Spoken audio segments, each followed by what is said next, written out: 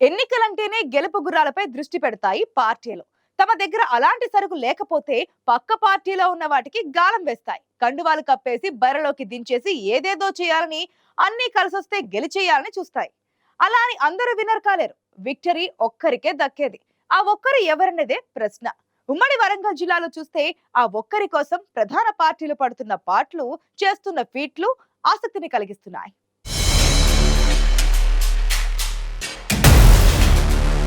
ప్రత్యేక రాష్ట్ర సాధనలో కీలక పాత్ర పోషించిన ఉమ్మడి వరంగల్ జిల్లా గత 2 ఎన్నికల్లో బీఆర్ఎస్కు బాసటగా నిలిచింది. మొన్నటి అసెంబ్లీ ఎన్నికల్లో కాంగ్రెస్కు వన్ సైడ్ తీర్పిచ్చింది. దశాబ్ద కాలంగా జిల్లాలో తిరుగులేని శక్తిగా హవా చలాయించిన గులాబీ పార్టీ ఇప్పుడు కనుమరుగయ్యే పరిస్థితి నెలకొంది. ఉద్యమంలో కీలకంగా ఉన్న నేతలు ఆ తర్వాత 10 ఏళ్ల పాటు ప్రజాప్రతినిధులుగా ఉన్నారు.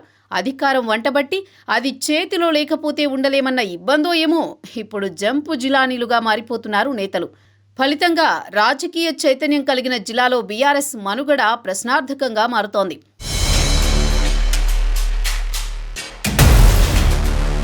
రెండు 2014-2018 ఎన్నికల్లో ఉమ్మడి వరంగల్ జిల్లాలో 12 స్థానాలకు గాను గులాబీ పార్టీకి 10 సీట్లు ఇచ్చారు ప్రజలు. చివరికేమైంది? జనాల మనసులు మాత్రం గెలుచుకోలేకపోయారు. ప్రాంతీయవాదం, తెలంగాణ సెంటిమెంట్ తప్ప ప్రజలకు కావలసిన సంక్షేమ పథకాలు, అభివృద్ధి అందించడంలో ఫెయిల్ అయ్యారనే విమర్శ ఉంది. 10 ఏళ్లుగా చేసిన భూకబ్జాలు, వచ్చిన అవినీతి ఆరోపణలతో విసిగిపోయి మార్పు కోరుకున్నారు.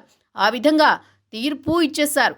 ఇప్పుడు లోక్సభ ఎన్నికలు వస్తుంటే లాభం లేదనుకున్న గులాబీ నేతలు కారులోనే ఉంటే రాజకీయంగా ముందుకు వెళ్లలేమని తలంచి పక్క పార్టీలోకి వేగంగా మారిపోతున్నారు.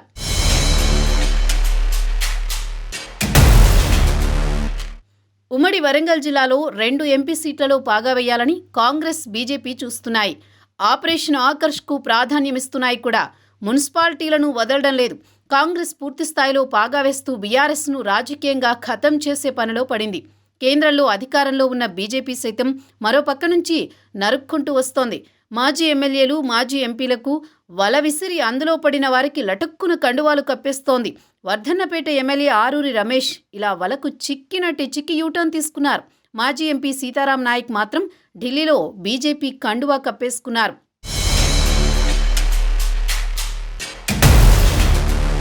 కాంగ్రెస్ పార్టీ ఇప్పటికే గ్రేటర్ వరంగల్ కార్పొరేషన్లో సిట్టింగ్ కార్పొరేటర్లతో పాటు Vardhannapet municipality, Parakala municipality, Narsampet municipality, భూపాలపల్లి మున్సిపాలిటీలను హస్తగతం చేసుకుంది.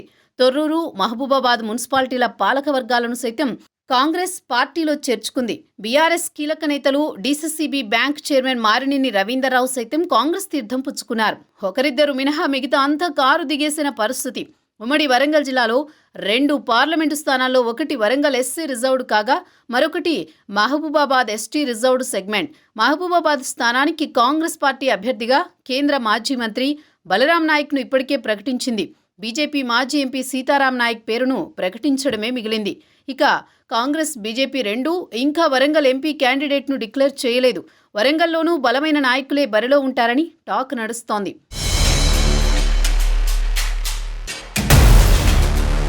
అసెంబ్లీ ఎన్నికల్లో చావు దెబ్బతిన్న బీఆర్ఎస్ పార్లమెంట్ ఎన్నికల్లో కనీసం పోటీ కూడా ఇవ్వలేని స్థితికి చేరుకుందనే ప్రచారం సాగుతోంది. బీఆర్ఎస్ కీలక లీడర్లు కుదిరితే కాంగ్రెస్, సాధ్యమైతే బీజేపీ అని గోడ దూకేస్తున్నారు. ఇప్పుడు ఈ 2 పార్టీల మధ్య చేరికల రేస్ నడుస్తోంది. అందుకే లోక్సభ ఎన్నికల్లోనూ పోటీ కాంగ్రెస్, బీజేపీ మధ్య అన్నది లోకల్గా వినిపిస్తోన్నమాట. ఛాన్స్ తీసుకోకుండా గెలుపు గుర్రాలపై ఫోకస్ పెట్టాయి. మరి ఏ పార్టీ ప్లాన్ వర్కౌట్ అవుతుందో తెలియాలంటే ఫలితాల వరకు ఆగాల్సిందే.